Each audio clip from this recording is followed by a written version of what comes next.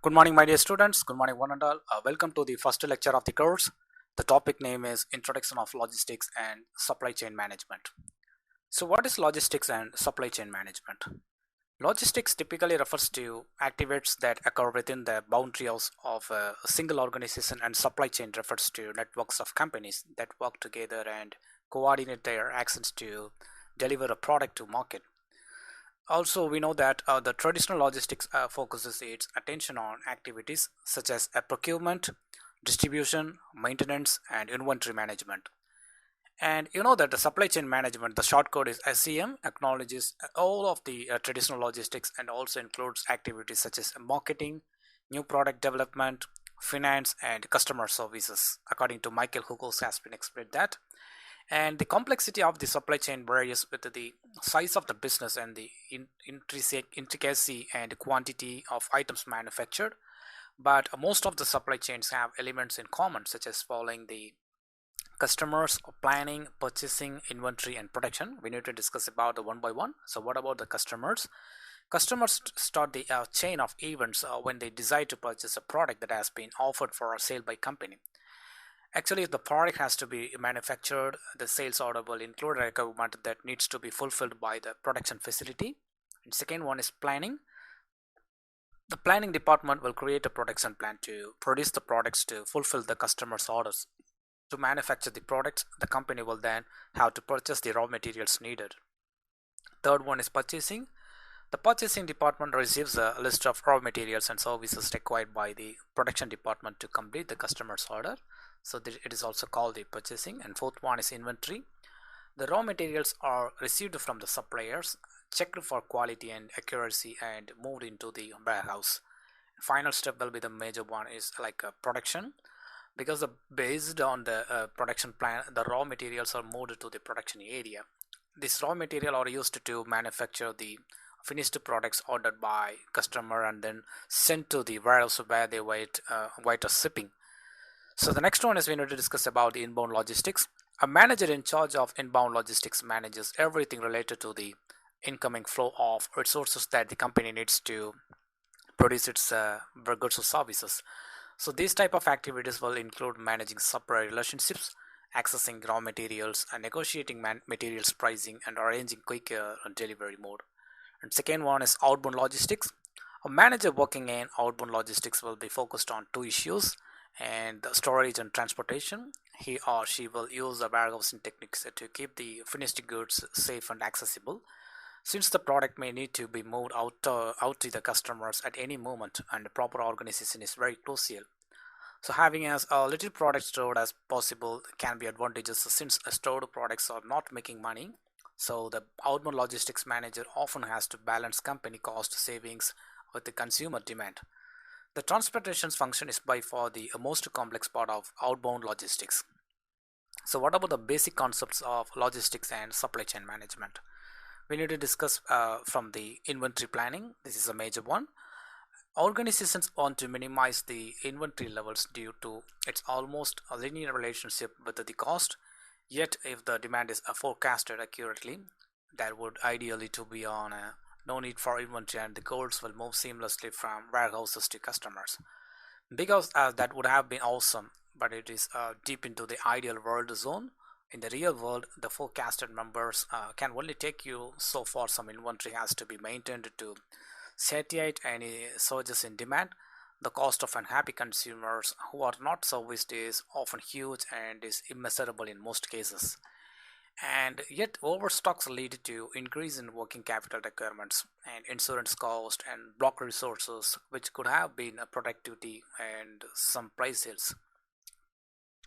The next one is making a business forecasting has largely been a gut-based process, but is changing rapidly in the era of data-based decision making. The forecast depends on the historical baseline of our sales, seasonability, like soft drinks have a higher sales volume in May month, and some of the summer seasons we need to consider here. And next one is the recent trends. Nowadays, Samsung is losing out to the competitors when it comes to the phones, declining trend.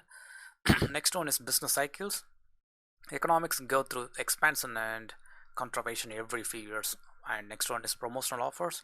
Up to 50 percentages offer can drive the average fashion, and some other companies can do that.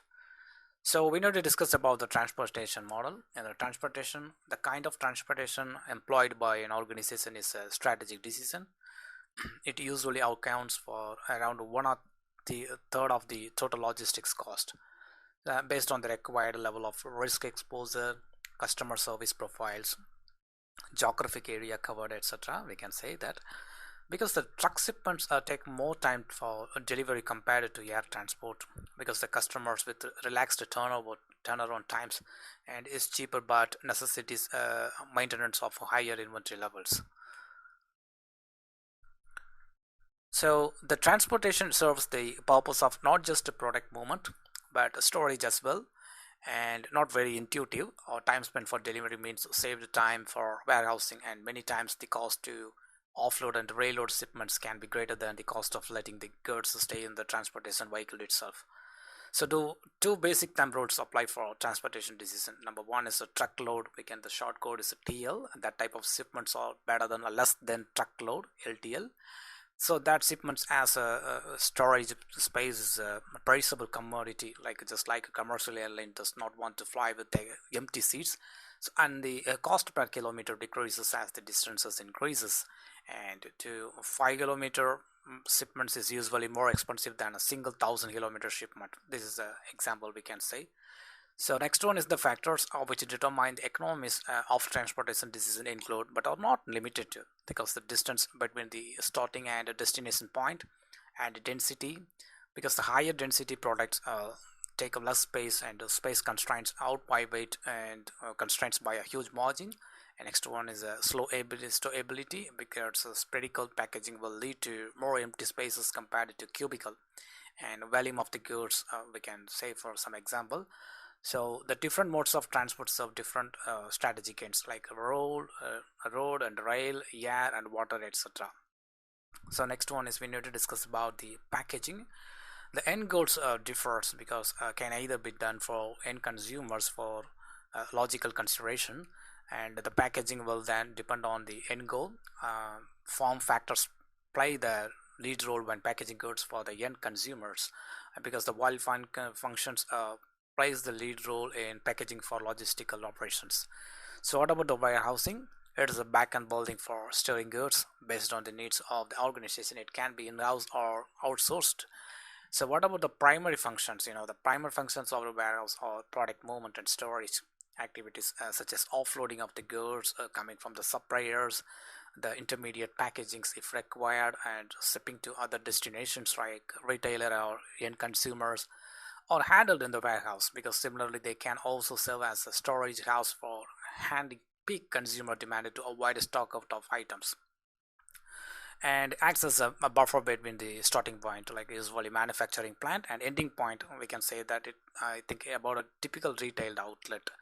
And what of the different distribution strategies also can be adopted by an organization based on its needs and infrastructure in place, namely cross docking, because the release on minimal processing at the warehouse level and facilitate seamless connection between incoming and outgoing goods. So through the technologies such as barcode scanners becoming increasingly important due to established structured communication between retailers and manufacturers. So best for high velocity goods with predictable demands patterns. So we need to understand the difference between supply chain management versus logistics.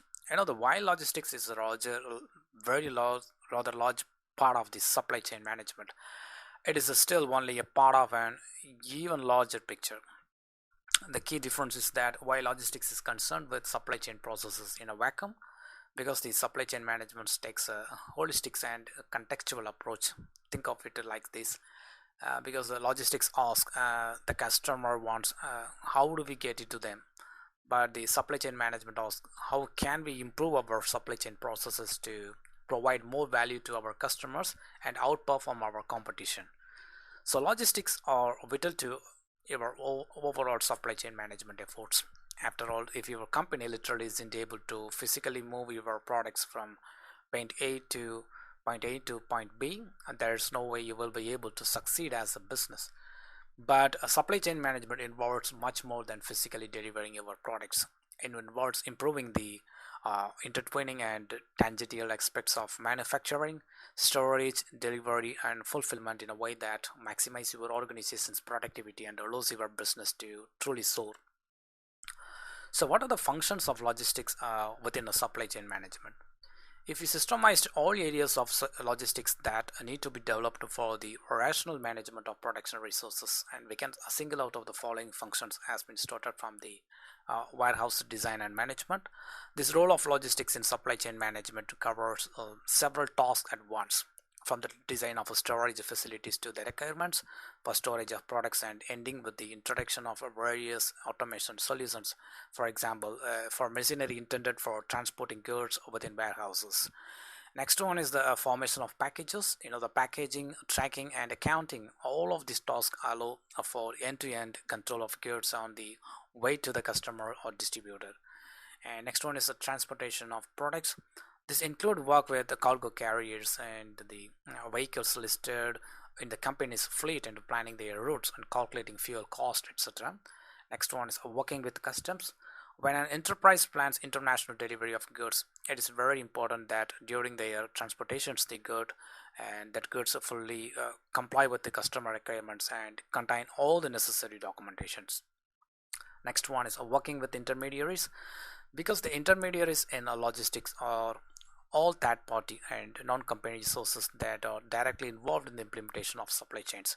In turn, finding intermediaries within the most acceptable ratio of quality to cost of services, as well as establishing long-term and the reliable relations within them, are also included in the list of tasks for efficient logistics management. And next one is, the logistics is the key to success with supply chains, because the supply chains are unique networks between businesses that deal with the production, shipment, warehousing, and delivery of products. These networks are very important to businesses as they largely affect sales and profits. However, without effective and well organized logistics, supply chain can't help your business gain a clear advantage over the competition. While a good marketing strategy can open many doors and attract customers, because a reliable logistics service can help your business and build and maintain a positive public image. Meanwhile, poorly organized logistics can lead to losing your customers and decreased sales. So keep your customer satisfied. Rely on experienced logistics professional will be the better option. And satisfied customers are the most precious asset for any type of business. They are the main driver for the supply chain in each of the three phases, and like manufacturing, marketing, and logistics. For this reason, it is a priority for each business owner to clearly understand customer needs, preferences, and demands, and then work relentlessly to meet them. Because when successful business leaders acknowledge the needs and requirements of their existing and potential customers, they develop a strategy, whether the business is small, middle size, or large. So the type of strategies rely on effective logistics. Okay, my dear students, I hope you have enjoyed the first introduction session. Thank you once again, and thank you all.